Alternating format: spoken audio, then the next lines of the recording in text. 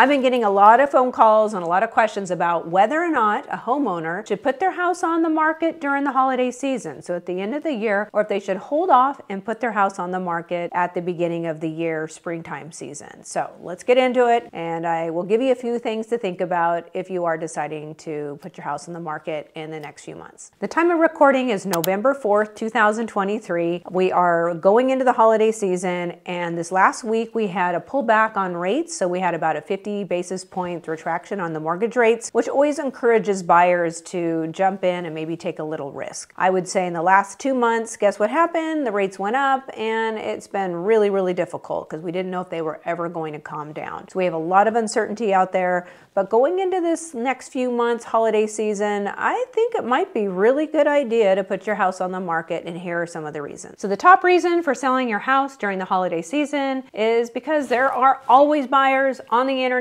looking for houses. They're trying to meet a particular need, and if your house fits the bill, they're going to make that appointment, make the offer, and you'll be under contract. So don't let the holidays slow you down. There are always buyers out there. The internet doesn't go to sleep during the holidays, and neither do your buyers. So another reason for putting your house on the market during the holidays is that there's no competition and there's really low inventories, at least in my area. So if you're the only house in your community that's for sale, guess what? You're the best option. There's a lot of 1031 exchangers that need to purchase a property to keep their tax base and all that stuff intact.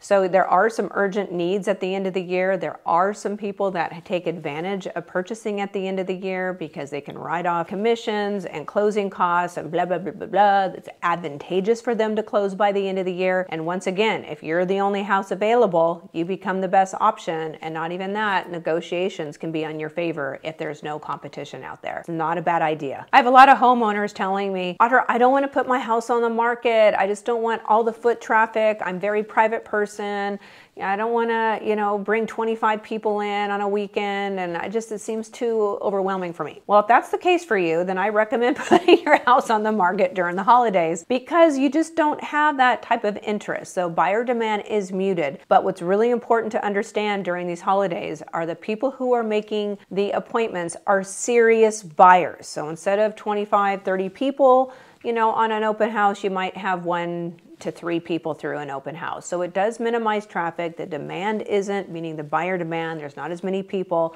looking for homes, but the ones who are very, very serious. The other thing is usually during the rest of the year, I have this happen all the time where I have buyers come in and they're not attended with their spouse or their family member. And this is a time at the end of the year, it gets a little bit slower.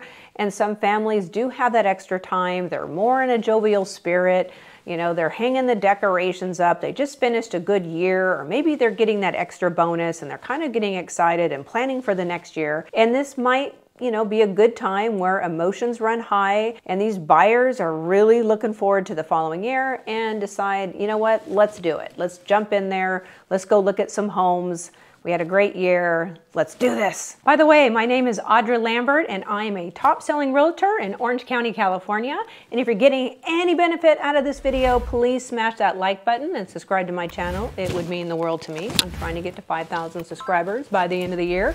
And of course, if you're looking for any realtor services, you know who to contact. Audra Lambert, 949-697-2232.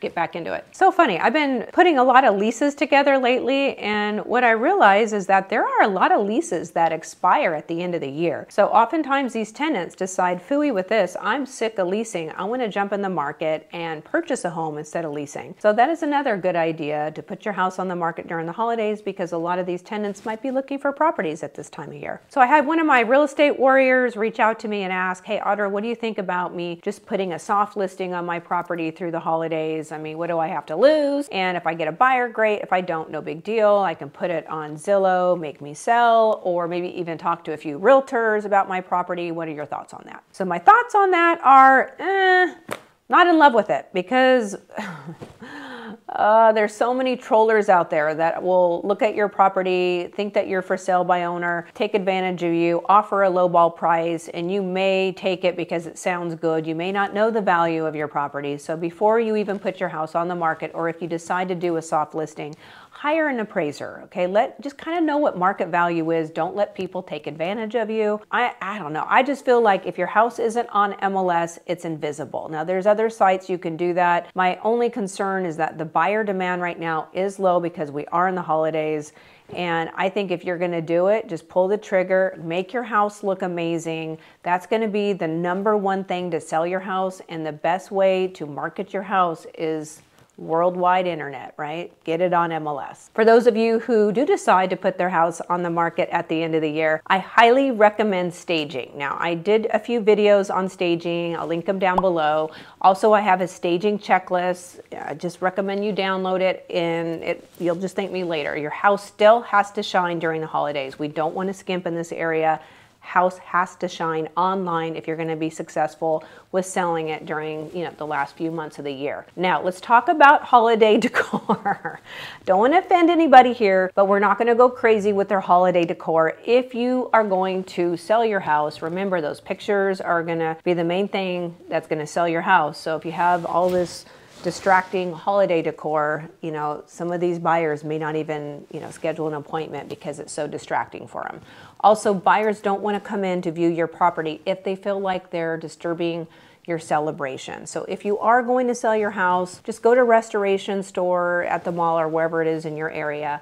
Look how classy they do their decor. It's scaled back. It's usually a lot of neutrals, a lot of greens, and natural textured things. Okay, so let's not go crazy. You'll have plenty of time the rest of your life to do those crazy things if that's your thing, which it is for me. But if I'm selling someone's house, I'm going to tell them to scale back, even if it's Thanksgiving, Christmas, Hanukkah, whatever it is that you're celebrating. Hey, you never know. There might be some buyers out there that will pay you a premium to move into the property before the holidays. And some of you might say, oh, no, I need to have holidays with my family. And all I have to say is just put that up front, right? In the MLS, you can say, hey, we need a 30-day rent back, or we're willing to close at this day or after, something like that. We just set the expectation up front. There are a lot of buyers out there that didn't buy at the end of the year, and they're waiting until springtime, and they're met with so much competition. So, a lot of these buyers might say, you know what, I don't want to even risk it, because this time last year, the market was slow. We went into the beginning of 2023. It became a very competitive market, especially with rates already trending down right now. It might even encourage some of these buyers to jump in while they can. Okay, well, that's it for me today. Thanks so much for watching this video. And if you have any questions, please reach out to me, or if you have any suggestions on topics you want me to discuss, please let me know in the description box. And please subscribe to my channel if you got any benefit. Once again, thanks for watching, and I'll see you in the next video.